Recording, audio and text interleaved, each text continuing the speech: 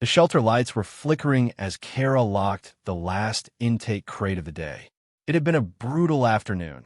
For owner surrenders, a barely weaned litter found in a trash can, and a bruised tabby someone claimed had just wandered into their yard with a shattered pelvis.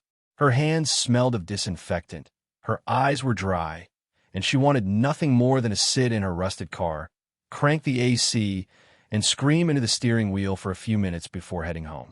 But something made her pause. A soft sound, not a cry or a bark, just a repetitive rustling, like claws on cardboard. It came from the back, the old storage room. Most staff avoided it after hours. There were always rumors, rats, snakes, a weird draft from the broken vent. But Kara had never cared for ghost stories. She grabbed her flashlight and moved down the hallway, her boots sticking slightly on the mopped floor. As she opened the storage door, a faint mustiness crept out. Old blankets, open bags of litter, and torn boxes of supplies donated and forgotten. The scratching stopped. She stepped in, lights sweeping across stacked supplies, a collapsed cage, bags of expired kitten chow, and then the beam landed on a shape, low and tight, in the farthest corner. A kitten, small, curled into herself like a question mark. Her fur was dusty, not matted but thick in a way that didn't seem domestic. She didn't flinch when the light hit her. She just stared, unblinking, eyes reflecting gold. Kara crouched slowly, keeping her voice calm. "Hey, sweetheart, where did you come from?" The kitten didn't respond. Kara inched closer, noticing that beneath her was a shredded mess, soft white flakes like snow. The remains of a toilet paper roll that had fallen from a shelf above. Pieces were torn into strings, clumps swallowed. As Kara watched, the kitten leaned down and began chewing again. Not playfully, desperately, like she thought it was food. That's when the first jolt of unease hit Kara's chest. She reached into her hoodie pocket and pulled out a corner of a chicken jerky strip she'd saved from lunch. She offered it gently. The kitten sniffed it once and turned back to the tissue. Kara's brow furrowed. "Not normal," she murmured. Back in the main shelter area, Kara called in Joelle, the overnight volunteer. Together, they coaxed the kitten into a carrier using a towel. No hissing, no resistance, just slow, silent compliance. "She's too quiet," Joelle noted. "Think she's sick, maybe dehydrated," Kara replied. "I'll put her in quarantine for the night." The intake sheet had no name, no ID, just a scribbled note left on a folded piece of newspaper found near the storage door. "Found near the dumpsters. Thought you'd know what to do." Classic. They placed the kitten in a wire kennel lined with towels and soft bedding. A bowl of water, a shallow dish of wet food, a small litter tray. Kara watched her for 10 minutes, waiting to see if she'd eat. She didn't. She just lay there, eyes wide open, watching everything. Kara turned on the camera above the kennel, an old CCTV unit rigged to her laptop in the office. She could check in from home later if anything seemed off. That night, Kara sat at her desk with a cup of cold tea, replaying the footage. From midnight to 2 a.m., the kitten barely moved. Then, sometime after 3, she stirred, stood up with eerie grace, moved to the corner of the kennel, and began tearing at the paper lining beneath her. With practiced motion, she started eating it. Slowly, mechanically. By 4:17 a.m., she had chewed through almost an entire half-sheet of the kennel liner. Kara's stomach turned. She grabbed her keys and went back. The kitten was still there, awake, panting slightly, her eyes glassy.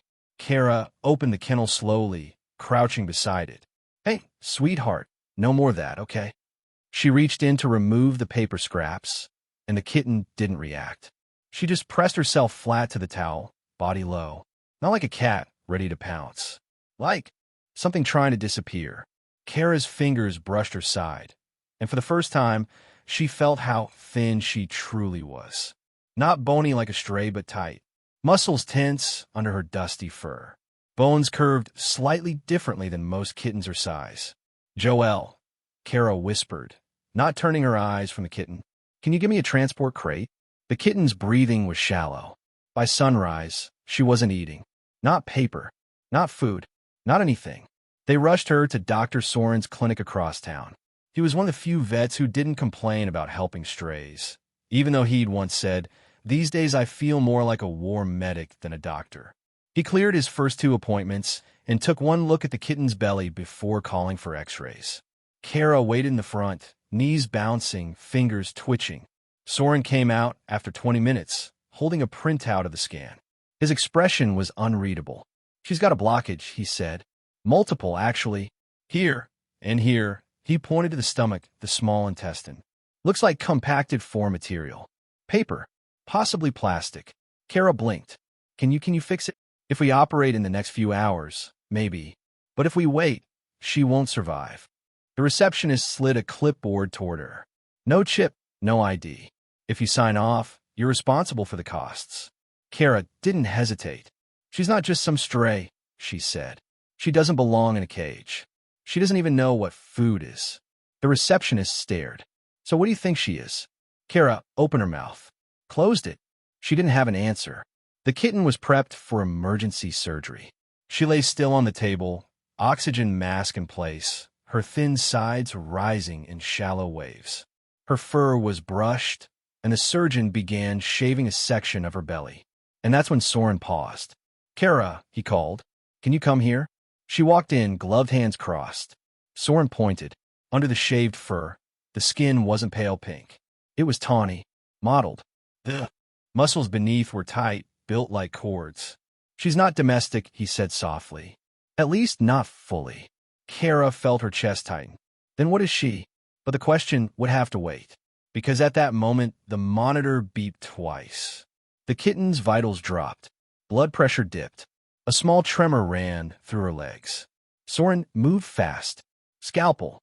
They had to move. And somewhere, under anesthesia, a small creature dreamed of shredded white snow, of corners, of shadows.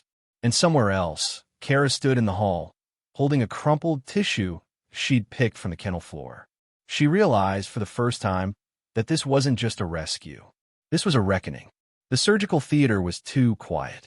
The only sounds were the soft click of metal against metal, the rhythmic beep of the heart monitor, and the low, measured voice of Dr. Soren directing his assistant.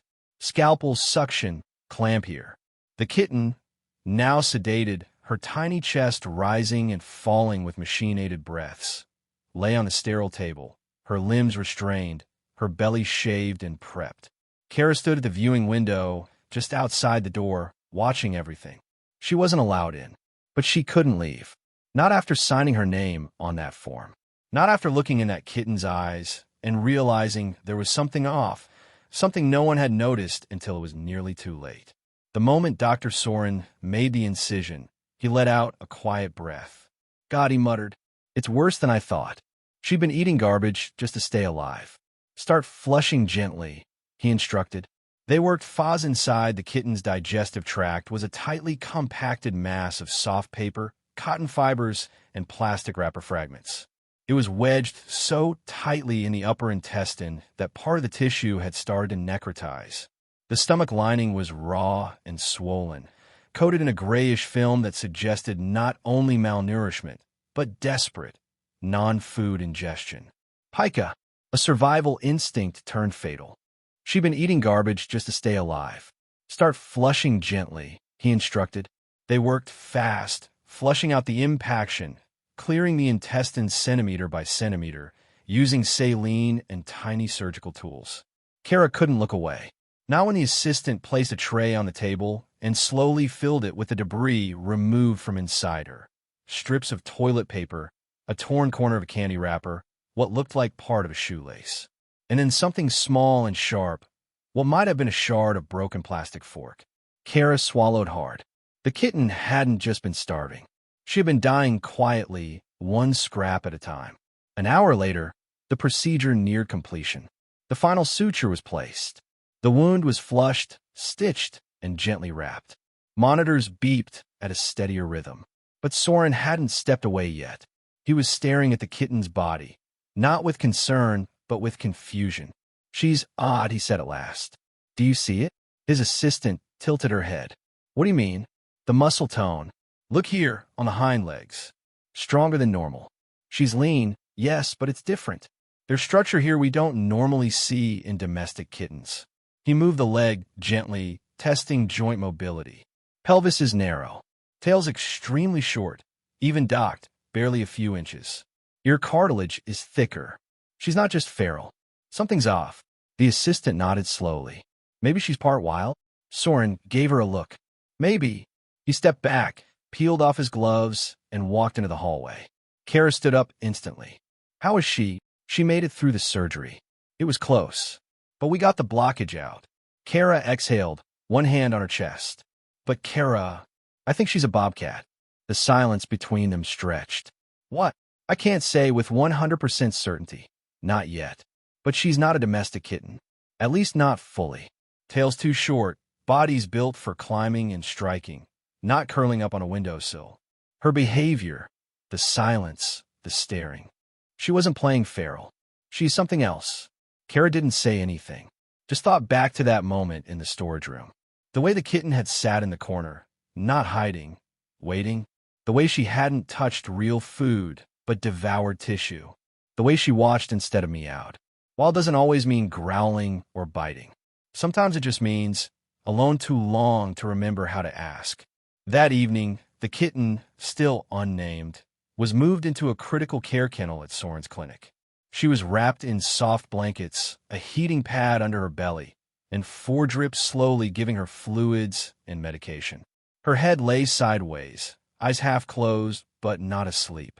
Kara sat beside the kennel, one hand resting against the glass. You're not normal, she whispered. But maybe that's not such a bad thing. The next morning, the shelter manager came in early and was surprised to find Kara sitting in the clinic hallway, hair messy, hoodie wrinkled, coffee untouched. You look like you haven't slept. I haven't, Kara replied without looking up. You sure you want to get this attached? If she's a bobcat, you can't keep her. Rehab's going to take over. I don't want to keep her, Kara said. I want her to live. The manager sighed. And what if they say she can't be released? If she's been too domesticated, too injured, you think someone's going to take her? A half-wild kitten with surgical scars. Kara finally looked up. I think someone already threw her away once. That's enough. By noon, the wildlife department had been contacted. Photos were sent. Measurements. Scans. The reply was clinical. Possible juvenile bobcat. Estimated 5 to 6 months. Due to surgical intervention and prolonged human contact, candidate may require extended rehab. Do not release. Await further placement instructions. Kara stared at the email for a long time. It was correct, official, necessary, but something about the language made her stomach twist. Not, she will be okay. Just do not. Release. That night, Kara stayed again. The clinic was silent. Fluorescent lights buzzed, and in the warm crate, the kitten stirred. For the first time since the surgery, she opened her eyes fully. No grogginess. No haze. She looked at Kara. Just looked. Not like a cat seeking affection. Like a creature trying to remember something it never had words for. Kara reached slowly in her bag and pulled out the crumpled scrap of tissue paper from the shelter. What was left of the piece the kitten had once tried to eat. She gently folded it and placed it at the edge of the crate. Not as food, not as a toy, just as proof. I know, she whispered. I saw you, even when no one else did. Over the next 2 days, the kitten remained stable. She ate soft food cautiously, drank water, slept more, no longer trembling, no longer chewing. And yet she never purred, never meowed, only watched. Soren brought in trail cam photos of wild bobcats from the area and compared the ear shape, the posture, the fur markings. The resemblance was uncanny, especially the eyes, golden, rimmed in darkness, wide and ancient-looking, even in something so small. She's not part wild, he said finally. She is wild, just broken enough for us to forget. One morning, Kara was cleaning the crate when the kitten moved for the first time unassisted. She stood, steady, leaned forward, sniffed Kara's hand. Then, without warning, she batted at the tissue scrap gently, just once, and turned away. Kara watched in awe. It wasn't play. It was memory. It was grief. It was survival. The kitten, now known quietly as Solace, had begun to heal, but her recovery didn't follow the usual pattern. She didn't seek out warmth the way shelter cats did. She didn't lean into hands. No purring. No tail flicks of affection. What she did instead was watch. Always watching. From her crate, from the corner of the stall Kara had set up in her recovery barn, from behind objects, under blankets, beneath the crate shelf, wherever there was shadow. She watched the world like someone waiting to see if it was safe to step into it. She was healing, but she wasn't softening. And that, Soren said, was a very good sign. They moved her out of the clinic after a week. The wildlife department had recommended a quiet, human-limited environment while placement options were evaluated. Kara's converted barn, used in the past for foster litters, became Solace's temporary home, but didn't feel temporary. Kara patted the stall floor with hay, added soft towels near the heat lamp, clipped up trail cams, and placed her favorite books on a stool beside the door. She didn't bring treats or toys. She brought stillness.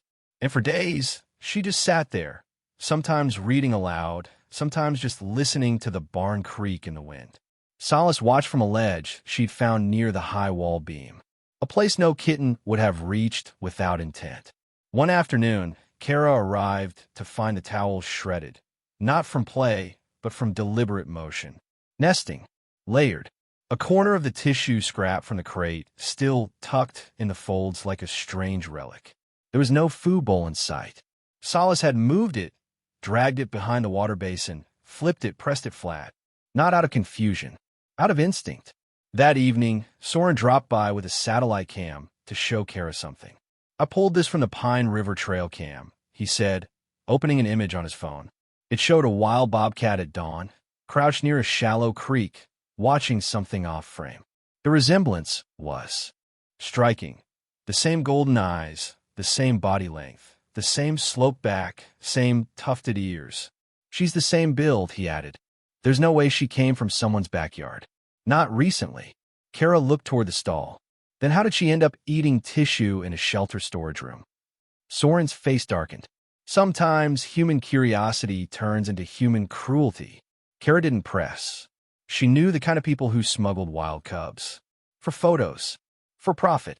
For power. It was likely Solace had been taken when she was very young, kept in a crate or backroom, fed wrong, forgotten, until one day, she was too much trouble, and someone left her at the shelter door. Solace's scars began to fade. The stitches dissolved. Her walk turned into a prowl. Her movement sharpened. She began hissing, not out of fear but dominance. "She's remembering who she is," Soren said one morning, watching her pace. That's what we wanted, but it also meant Kara had to let go, and she wasn't sure she was ready. A storm rolled in late one evening. Fast, low clouds, rolling thunder, no rain. Kara raced back to the barn to double-check the roof and fencing. When she opened the door, her heart stopped. Solace's stall was empty. The hay was scattered. The side door latch had come loose in the wind. The trail cam light was off. For 10 full seconds, Kara froze. Then she heard it. A thump, a soft scrape. She turned her flashlight toward the rafters, and there, perched 10 feet above her, was Solace. Not hiding, watching. Her eyes were wild and full of light. A strip of towel fluttered at her side like a flag. Not torn, arranged, symbolic. She climbed up on her own, chosen her vantage point, claimed space. Kara stepped back slowly, heart pounding, not in fear but awe. This wasn't a kitten anymore. This was something else. The next day, Soren came to evaluate her for pre-release. He stood in the barn for a full hour, saying nothing, watching her move along the beam like a tightrope walker. "She's passed every marker," he said finally. Mobility, independence, aggression toward humans, self-feeding, awareness of surroundings. "And the surgery?" Kara asked. "She healed like wild things do. Quietly, efficiently. She'll carry the scar, but it won't slow her down." Kara looked up at the beam. Solace was curled tight in the corner, hidden in straw, eyes just visible. "She doesn't need us anymore." "No," Soren agreed. "She never really did." Later that night, Kara walked back to the barn alone. She sat just inside the stall gate, holding the tattered piece of tissue. She had considered throwing it away many times, burning it, even. It represented so much pain, so much survival. but she couldn't bring herself to. So instead, she placed it gently on the ground near the wall beam. A final offering. She whispered softly, "You don't owe us anything, but thank you for surviving." And then, from the darkness above, came the soft sound of paws shifting on wood. The only answer she needed. The morning came without fanfare. No thunder, no final storm, no warning. Just the hush of golden light rising over the hills, turning the barn into a cathedral of dust and amber. Solace had spent the night curled above the rafters, silent and still. Kara hadn't slept. She'd made the call. The release date was set. Soren had arranged transport, chosen a spot away from hikers and highways, near the pine foothills where wild bobcats still hunted without interference. The papers were signed. The satellite tag was ready.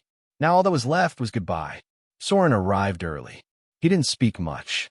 He'd done this before, seen animals return to their place in the world. But this one was different.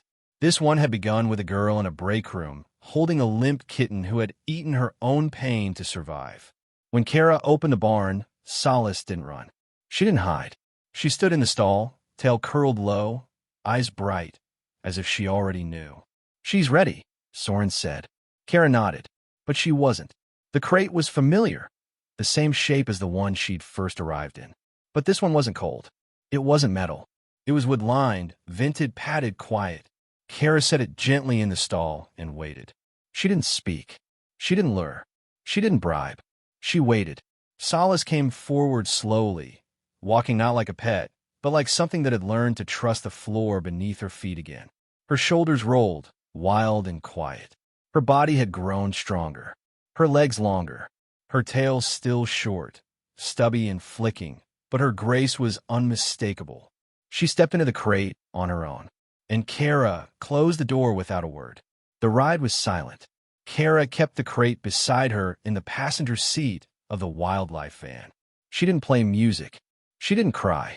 She just stared out at the winding road, her hand resting lightly on the crate as pine trees blurred past like ghosts. "Couple hours," Soren said from the wheel. "We'll hike in the last stretch. Off trail. No tracks. No roads. No tourists." "She deserves better than roads," Kara whispered. Soren didn't argue. The release site was deep, an unlogged section of the National Forest Reserve. Moss-laced trees, sloping gullies, hidden streams. The kind of place only deer, foxes, and predators knew well. They set the crate down beside a dense thicket. Soren prepped the latch. Kara knelt beside it. Solace was still inside, calm, watching. Kara took a deep breath. "There's no wrong path," she whispered. "You don't have to be what they thought you were. You already are who you're meant to be." She unlatched the crate and waited. The moment came quietly. Solace didn't bolt. She didn't hiss or leap or panic. She stepped out one paw at a time, sniffing the earth, blinking against the wind. Then she moved forward, down the slope, through the bracken, into the shadows. She didn't look back, but halfway into the trees, she paused and sat. Her ears twitched. Her back rose. She stared toward the humans, toward Kara. And then she vanished. On the hike back, Kara said nothing. Not until they reached the van. Not until she looked up at the mountains once more. "I thought she turned back." "She did," Soren said. "Just not with her feet." Back at the barn, the stall felt too quiet. Kara didn't move anything.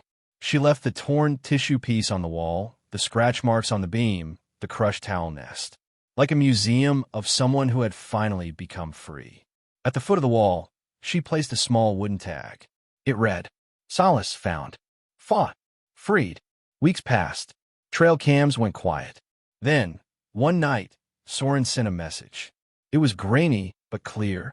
A bobcat crouched beside a stream, bigger now, leaner, more assured. She sniffed the water, looked up, stared directly at the cam, and then slipped away. "She's hunting," he wrote.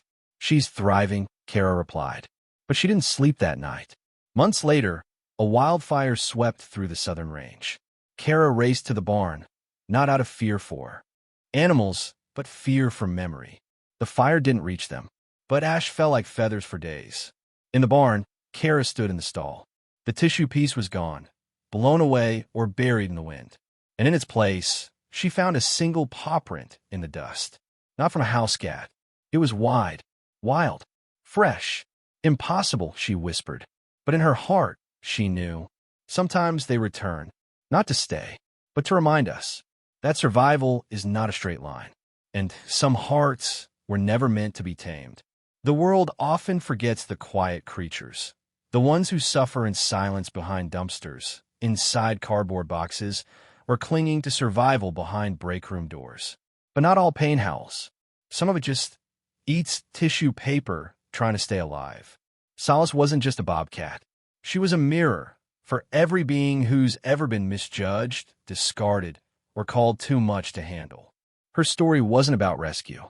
It was about recognition, about seeing the wild in something small, the fight in something fragile, the worth in something wounded.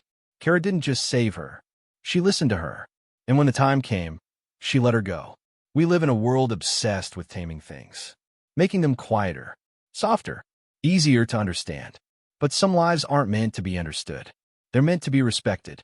So if you ever find yourself face to face with something wild, whether it's an animal, a person, or a part of yourself, don't rush to fix it. Sometimes all it needs is a chance to breathe.